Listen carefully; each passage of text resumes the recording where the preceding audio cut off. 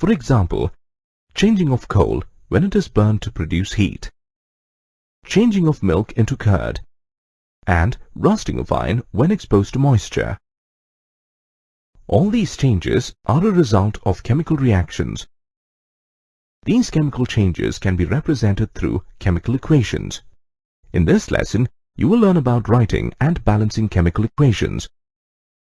At the end of this lesson, you will be able to define a chemical reaction, explain the symbolic representation of a chemical reaction, identify the components in a chemical reaction, explain how to write a chemical reaction, and balance a chemical reaction.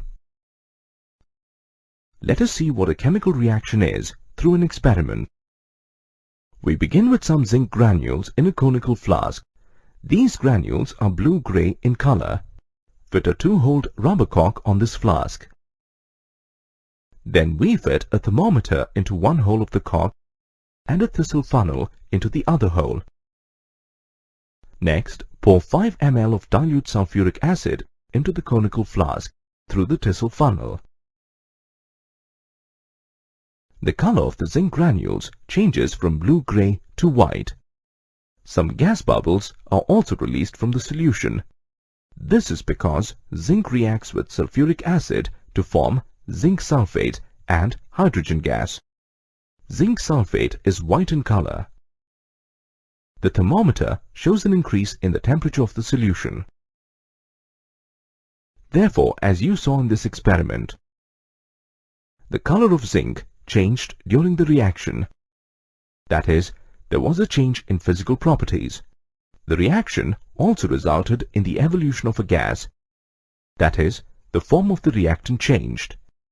Zinc reacted with sulfuric acid to form zinc sulfate, a salt. Thus, the composition of the reactants changed. Hence, we can say that a chemical reaction involves a change in the physical and chemical properties, the composition and the physical state of a substance, whether an element or a compound. A chemical reaction is typically expressed in terms of a chemical equation. A chemical equation indicates the components in a reaction, the physical state of each reactant, and the products of a reaction. Thus, a chemical equation is a symbolic representation of the reactants and the products using their chemical formulae. For example, zinc reacts with dilute sulfuric acid to form zinc sulfate and hydrogen gas. This is represented in the form of an equation, as shown here. Solid zinc reacts with dilute sulfuric acid to form an aqueous solution of zinc sulfate and hydrogen gas. A chemical equation is made up of the following components. The reacting substances, known as reactants, are on the left-hand side. For example, in the equation you just saw, zinc and dilute sulfuric acid are the reactants. Therefore, they are on the left in the equation. The resulting substances, known as products, are on the right-hand side. For example, in the equation, zinc sulfate and hydrogen gas are the products. Hence, they are on the right. An arrow separates the reactants and the products and also indicates the direction of the reaction. Thus, in the reaction you saw, the arrow indicates that zinc and sulfuric acid react to form zinc sulfate and hydrogen. Let's take another example that involves two substances. In the burning of coal, carbon reacts with oxygen to form carbon dioxide. In this reaction, carbon and oxygen are the reactants and carbon dioxide is the product. The chemical equation for this reaction is as shown. Solid carbon reacts with oxygen gas to form carbon dioxide gas. In chemical equations, you denote a solid with S, a liquid with L,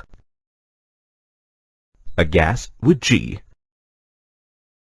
an aqueous solution as AQ, a gas produced with an arrow pointing upward, precipitate formed with an arrow pointing downward, The reactants and products are separated with an arrow, which points in the direction of the reaction. Let us consider the reaction of iron with steam. Solid iron reacts with steam to form solid iron oxide and hydrogen gas. This reaction is represented as shown. A symbolic representation of a chemical reaction is the first step in writing a chemical equation. The next step is to ensure that the equation is balanced, considering the law of conservation of mass. The law of conservation of mass states that the total mass of the reactants and the products should be equal. This means the number of atoms of an element on the reactant side should be the same as the number of its atoms on the product side. All chemical equations must adhere to the law of conservation of mass. Therefore, all chemical equations need to be balanced. The process of balancing a chemical equation involves 4 steps. Determining the reactants and products in a reaction. Counting the number of atoms of each on both sides.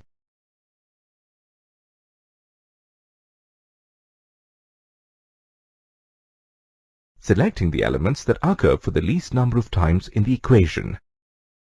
Balancing typically starts with such elements where the number of atoms is not equal on both sides. Changing the coefficient of the molecules of reactants or products as required. You should continue balancing the atoms in this manner till you have covered all the elements in the equation. In the end, do a final check to confirm that the number of atoms on the reactant side and the product side have been properly balanced. Here is a word of caution. When you balance equations, use coefficients only on the left of the symbols of elements and compounds. Never change the formula of a compound or an element to balance an equation. To understand how an equation is balanced, let's refer back to the reaction of hydrogen with oxygen to form a molecule of water. We need to balance the equation for this reaction according to the law of conservation of mass. The first step is to determine the reactants and the products in the equation. Here, hydrogen and oxygen atoms are the reactants. Therefore, they are written on the left-hand side.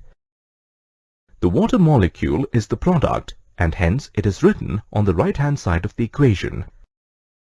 In the second step, you need to count the number of atoms of each type. You'll notice that hydrogen has 2 atoms on the reactant side and 2 atoms on the product side. But oxygen has 2 atoms on the reactant side and only 1 atom on the product side. So there is 1 oxygen atom less on the product side. According to the law of conservation of mass, the number of atoms on the reactants and product side should be the same. In step 3, you need to select the element that occurs in the minimum number of places in the equation. You can see that there are 2 hydrogen atoms on each side, while there are 2 oxygen atoms on the left-hand side and only 1 on the right-hand side of the equation. Hence, oxygen has to be balanced first. Finally, in step 4, you change the coefficient of the molecules of the reactants or the products. To do this, you need to first select the oxygen atom and balance it by placing the coefficient 2 before the product H2O. Now there are 2 oxygen atoms on the reactant side and 2 on the product side. However, placing the coefficient 2 before H2O gives 2 hydrogen atoms on the reactant side and 4 hydrogen atoms on the product side. Thus, there is an imbalance in the number of hydrogen atoms. To balance the hydrogen atoms, place the coefficient 2 on the left hand of hydrogen on the reactant side. Now, let's take a look at the final equation. The atoms of each element on the left and on the right hand side of the equation are now balanced as per the law of conservation of mass. According to the final balanced equation, 2 molecules of hydrogen react with 1 molecule of oxygen to form 2 molecules of water. Let's practice further on balancing equations with another example. This equation deals with the combustion of ethyl alcohol. Again, the first step is to identify the reactants and the products. Here, ethyl alcohol and oxygen are the reactants, and they are written on the left-hand side of the equation. The products on the right-hand side are carbon dioxide and water. Step 2 is to check the number of atoms of each type on either side. Here we have 2 carbon atoms on the left-hand side, but only 1 on the right-hand side. 6 hydrogen atoms on the left-hand side, but only 2 on the right-hand side. 3 oxygen atoms on the left-hand side, as well as on the right-hand side. Let us begin balancing the equation by selecting carbon. There are 2 atoms of carbon on the reactant side, but only 1 atom on the product side. So to balance this, add the coefficient 2 before carbon dioxide on the right-hand side. Now, let's consider the next element, hydrogen. There are 6 atoms of hydrogen on the reactant side and 2 atoms on the product side. To balance this, you need to place the coefficient 3 before H2O on the product side. Now, as you can see, hydrogen has been balanced. The next element in the equation is oxygen. There are 7 oxygen atoms on the product side, but only 3 atoms on the reactant side. To balance the equation, place the coefficient 3 before oxygen on the left-hand side.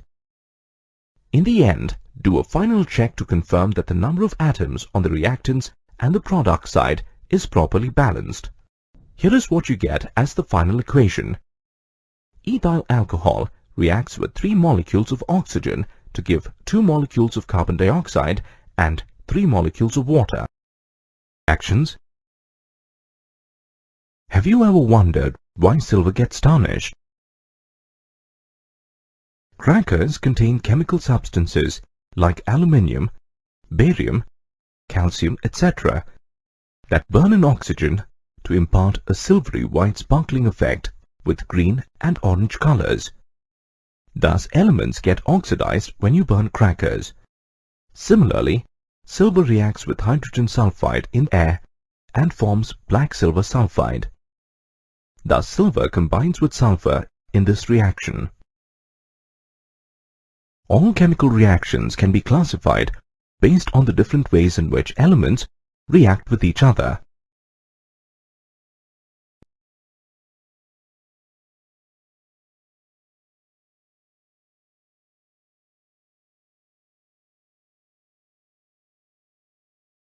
In this lesson, you will learn how to classify reactions. At the end of this lesson, you will be able to classify chemical reactions, describe the characteristics of each type of chemical reaction, identify exothermic and endothermic reactions.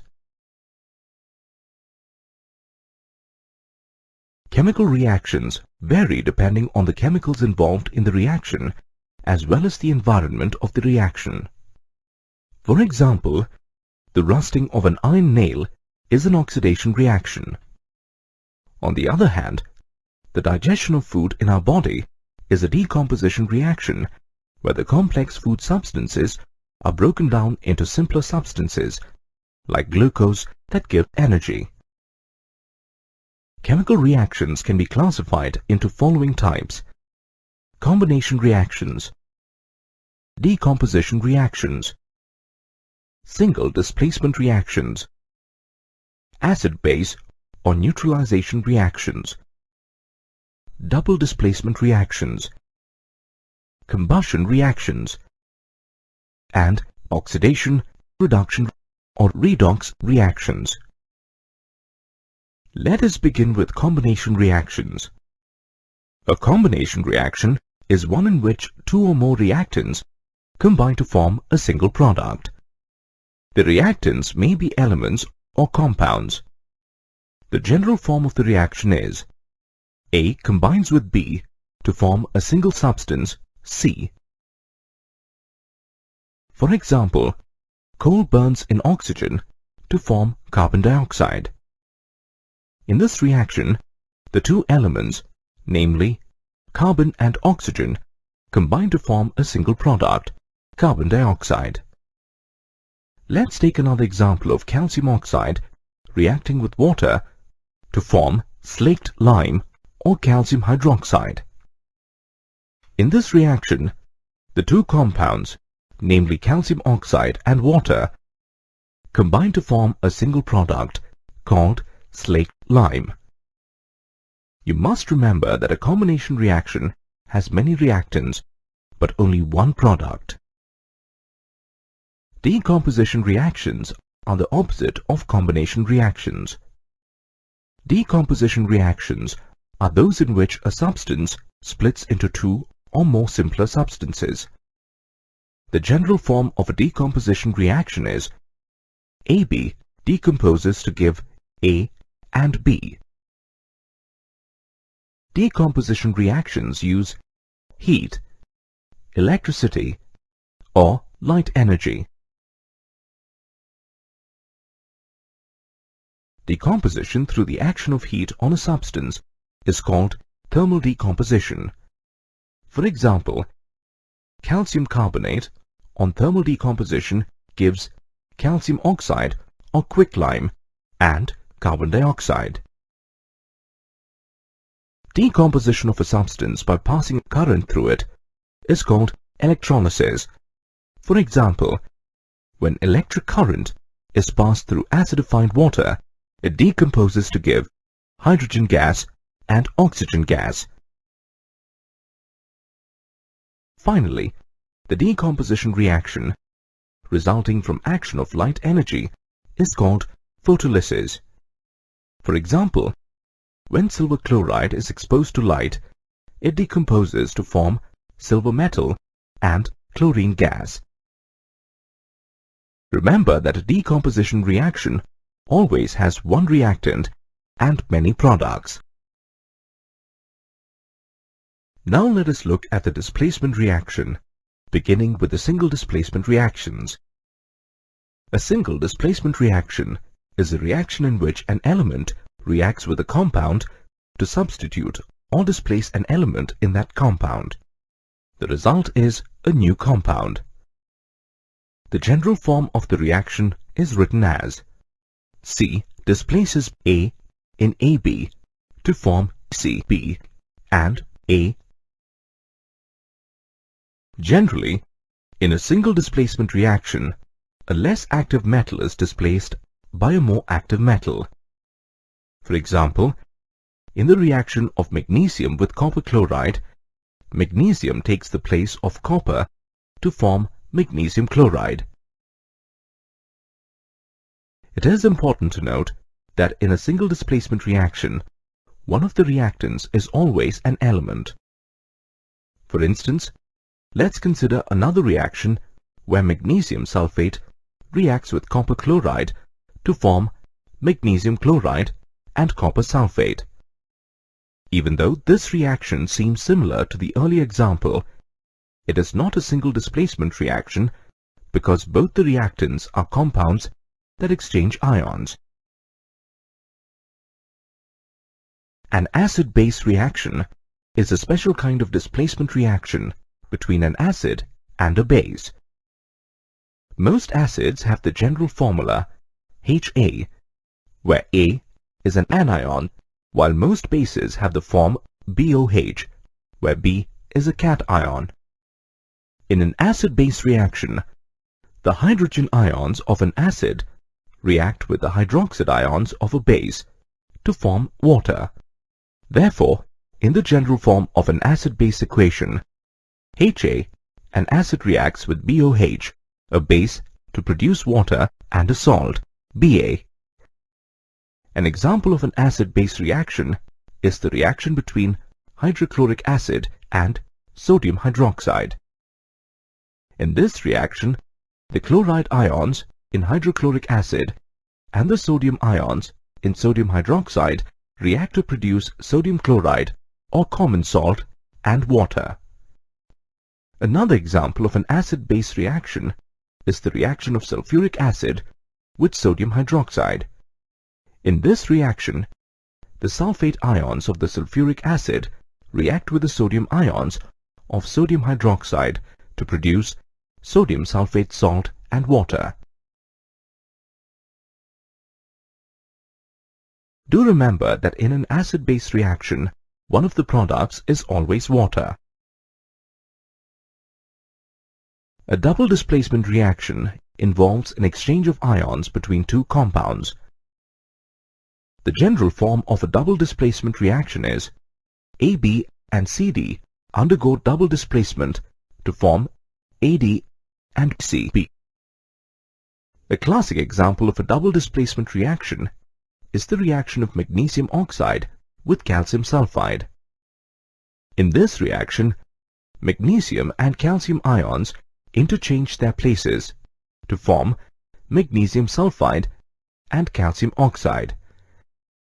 This reaction is known as a double displacement reaction because two compounds, magnesium sulfide and calcium oxide, are formed by the displacement of magnesium and calcium ions with each other. When the two reactants involved in a reaction are compounds, it is a double displacement.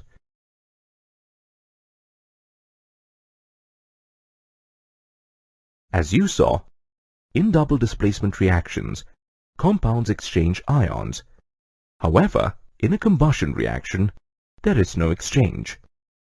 In a combustion reaction, when all elements in a carbon compound combine with oxygen, they produce carbon dioxide and water.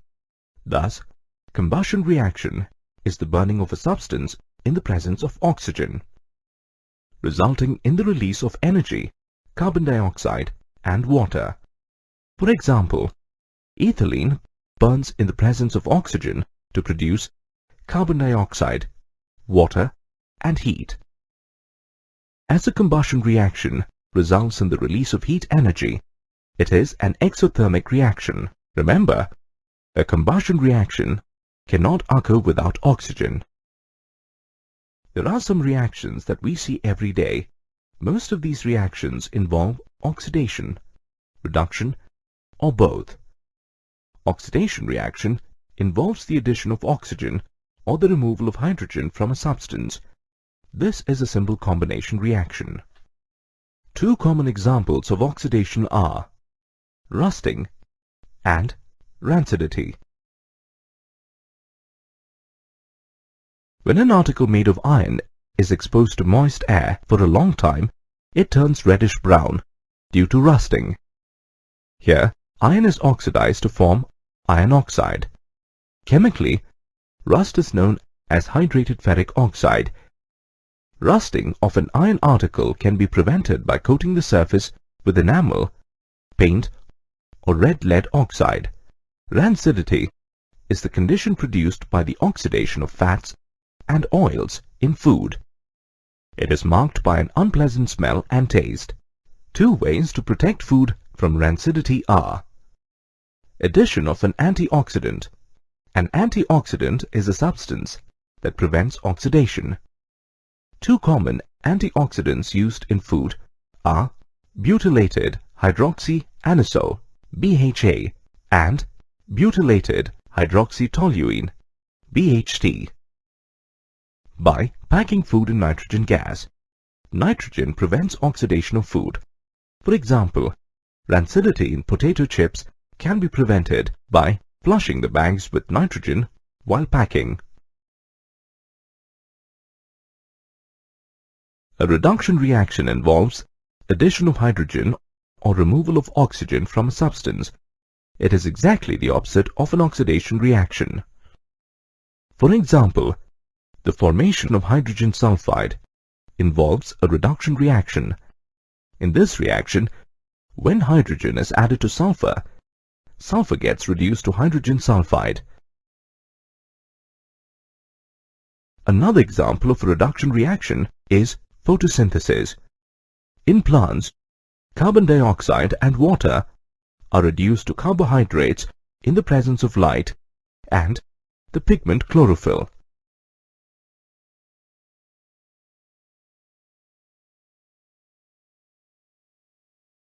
Oxidation and reduction reactions occurring together are known as redox reactions. In a redox reaction, a substance that gains oxygen is said to have been oxidized, and the one that loses oxygen is said to have been reduced.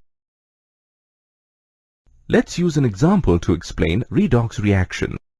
Copper oxide on heating with hydrogen forms copper metal and water. In this reaction, the oxygen is removed from copper oxide. Here, copper oxide is reduced to copper. On the other hand, hydrogen is changed into water.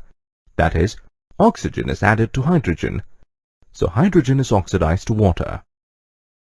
Thus, we find that in this reaction, oxidation and reduction occur together.